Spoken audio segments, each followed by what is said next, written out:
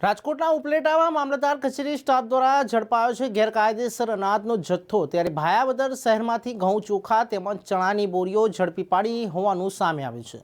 બાતમીના આધારે રેડ કરી ઘઉંની 8 બોરી, ચોખાની 7 બોરી અને ચણાની 1 બોરી ઝડપી પાડી છે। ભાયાવદર શહેરના ફૂલવડી વિસ્તારમાં રહેલા મુદ્દામાલ પર રેડ કરી જથ્થો ઝડપી લીધો છે। ત્યારે ઝડપાયેલા મુદ્દામાલને સીઝ કરી સરકારી ગોડાઉન ખાતે ખસેડાયો છે। ત્યારે અનાજના જથ્થાની રેડ બાદ ભાયાવદર કન્યા શાળામાં ચાલતા મધ્યાહન ભોજન કેન્દ્ર પર તપાસ હાથ ધરી હતી। તપાસમાં મધ્યાહન ભોજન કેન્દ્રમાં રેકોર્ડ મુજબનો સ્ટોક નહીં નીકળ્યો હોવાનું પણ સામે આવ્યું છે। આ મામલે ઉપલેટા મામલતદાર, નાયબ મામલતદાર સહિત અધિકારીઓ દ્વારા સમગ્ર બાબતે ઊંડાણપૂર્વક પૂછતાછ અને તપાસ શરૂ કરવામાં આવી છે।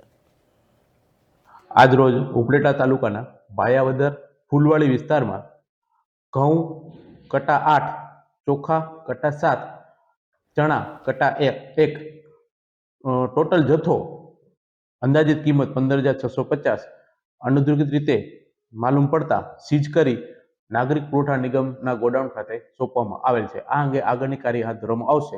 તેમજ આ બાબતે મધ્યાહન ભોજન યોજના અંગે આ બાબતે ગેરરીતિ થયેલ હોવાનું જાહેર થયેલ હોય, તેથી આ બાબતે આગળની તપાસ કાર્યવાહી કરવામાં આવશે।